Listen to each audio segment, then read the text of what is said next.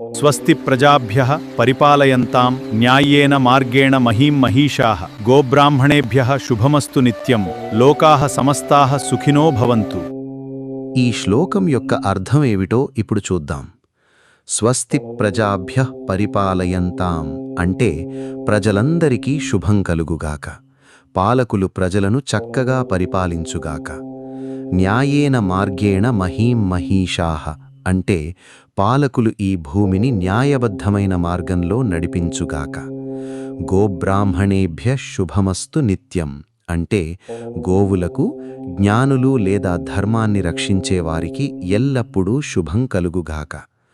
లోకాః సమస్తాః సుఖినో భవంతు అంటే ఈ లోకంలోని సమస్త జీవరాశులు ఎల్లప్పుడూ సుఖ సంతోషాలతో శాంతిగా ఉండుగాక.